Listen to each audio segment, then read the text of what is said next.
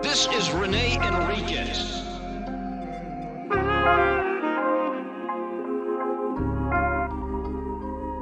Nickname Boxer. Black Hand of the Mexican Mafia. Prison gang politics. Hey folks, my name is Renee Enriquez. Welcome to Uncensored. During a little bit of research, I ran across some audio clips that Ramon, Mendoza, and I created. And we had created them on a different platform with anticipating creating episodes out of it. It never came to fruition. But I found them and I thought that you guys would enjoy them. It's a profile on the Grajedas. So this is a mob profile on the Grajeda Dynasty. You know, we talk a lot about members, and we very rarely profile them. So I think that the key component in the Grajeda dynasty was Daniel Grajeda. That's Cuate, right? He was the politicker. He was the killer's killer, and it's really it focuses around Daniel Grajeda, but it also includes Wino Grajeda and Senon Grajeda. Each of which were Mexican Mafia members. There's a lot of nepotism in the organization. There are quite a few families that have multiple members that are members of the organization, and this is one that really surprised me, the Grajedas, because they were such politickers. And mainly it was Daniel Grajeda that became the politicker and got his brothers to toe his line. And nobody really realized that till late in the game, that Senon, Cherilo Grajeda, and Wino Grajeda were really not the brains of the organization, but it was Cuate Grajeda. And that came out in the end when they all got washed up and put on the hit list. With that said, I'll let you watch the video we got going on here, the audio, listen to the audio and see some of the graphics we embed in it. Let me know what you think in the comments. We're gonna run that audio now. Hey, welcome back to another episode of the Mob Spot. Welcome everybody. Thank you for joining. Today we're going to be talking about the Grajeda dynasty. There was a lot of questions in the comments about the Grajedas.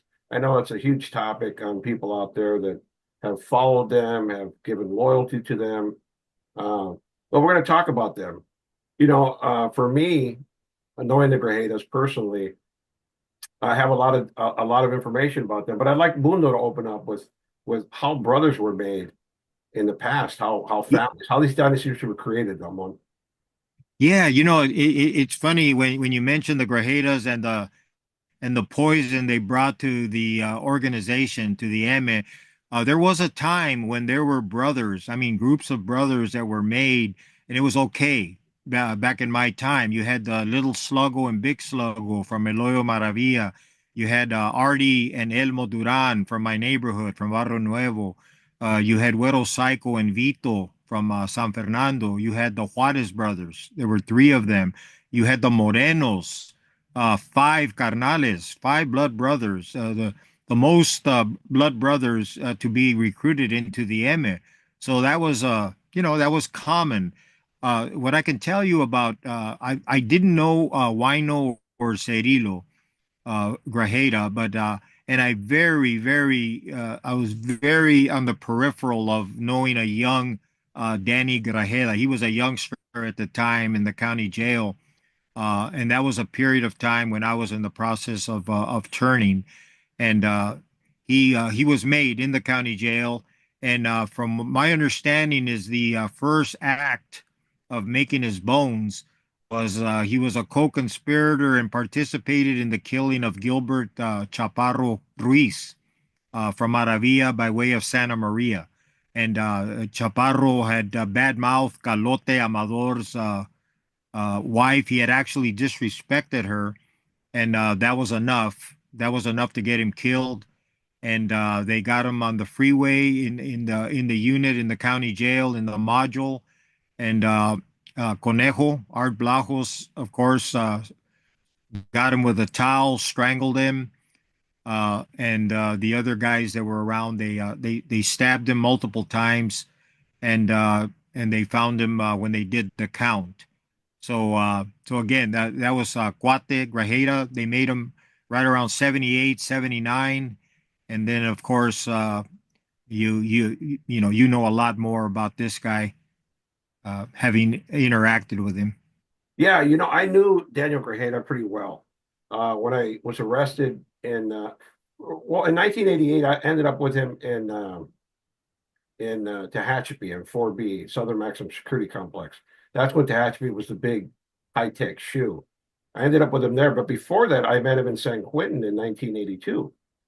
He was a full-fledged Cardinal at that time. They were in Hotel California, North Block, Yardside, uh, in San Quentin, and I dealt with him there, and it was pretty professional. I mean, I didn't have any personal deep conversations with him.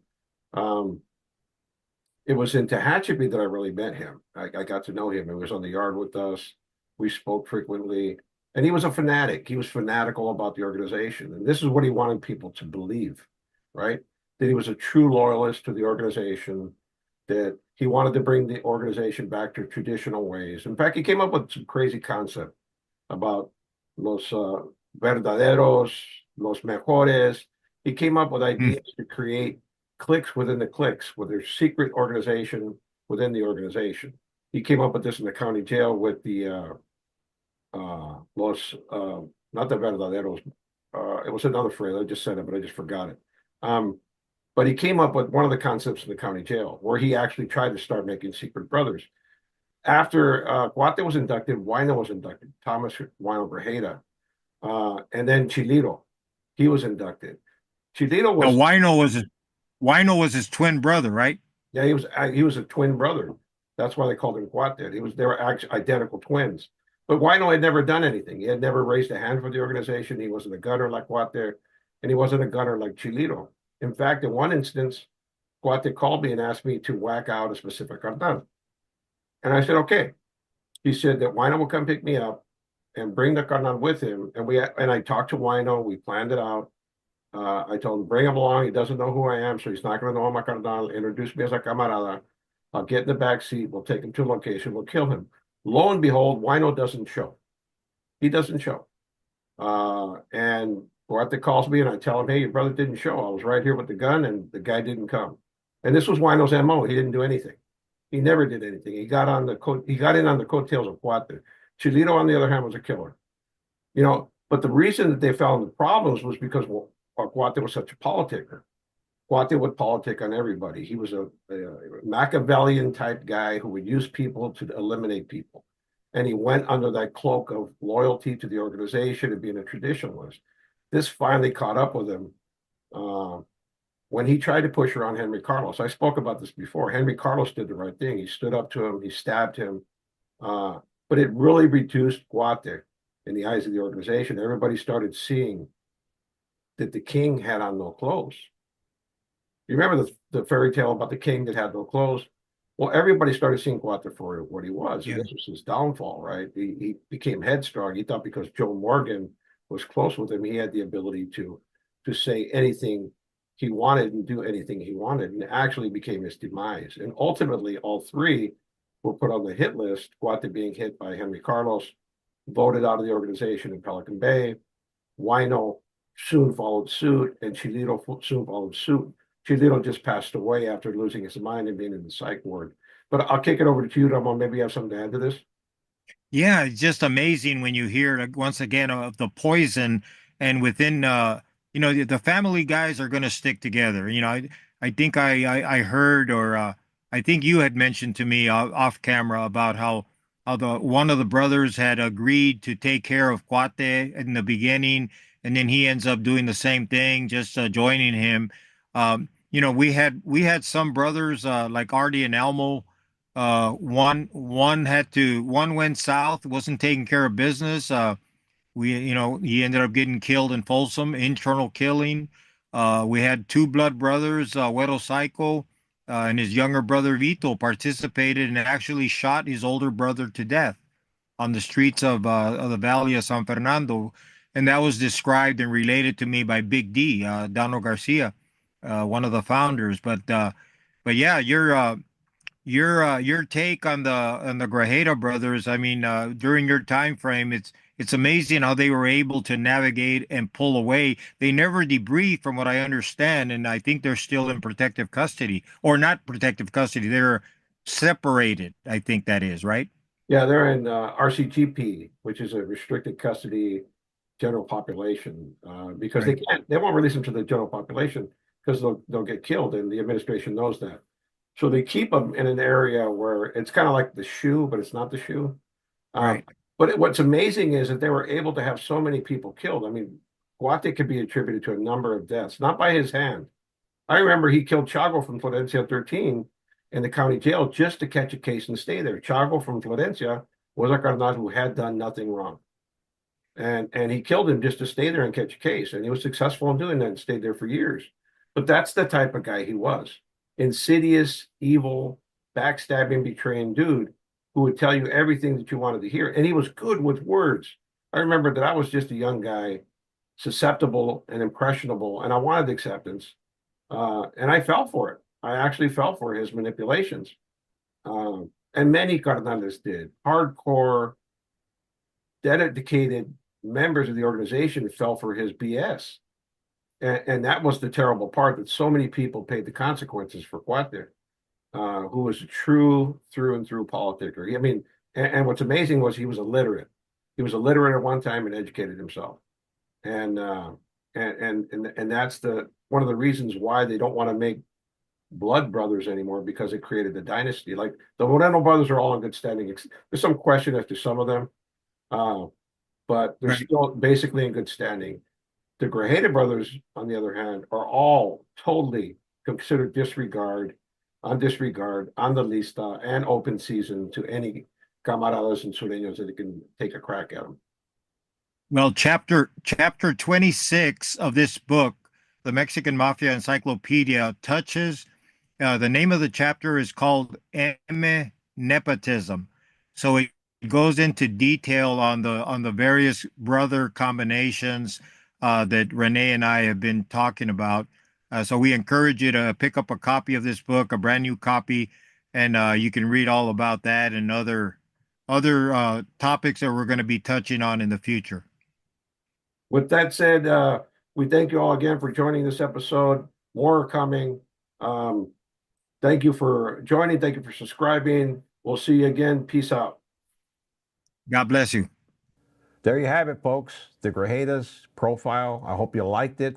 We'll continue with some more of these profiles on Mexican Mafia members and other associates and affiliates, including our new series, Wicked Women of the M. And like I repeated in some of the previous videos, if you want to hear this stuff unedited without commentary, be sure to go to Patreon and become a member there. You can hear all of it. Everything we put up on Patreon, on YouTube, goes to Patreon unedited, so that you can hear it in its clean version. With that said, folks, let me remind you to please leave a comment, hit the notification bell, become a member of the channel if you want to support it. But you could also hype the video. This is a new feature in YouTube, which is hype, which is kind of promotes the video. It's a voting system. You can help the channel in a variety of ways. And I got to say this, my appreciation for each of your viewership, your participation, the comments, the supporters who donate. You guys are the backbone of the channel. You guys are each the backbone of the channel. Just by watching the videos, you're supporting the channel. So I truly appreciate it. This channel is your channel, not mine. And know that the content is created for you. I'm responding to viewers wanting the mob spot back and content from Mundo, which is probably not going to happen in the near future. But I found these clips for you. And I truly hope you enjoyed them as much as we enjoyed making them. With that said, peace out, folks. Have a safe day. Take care of yourselves. This is Renee Enriquez.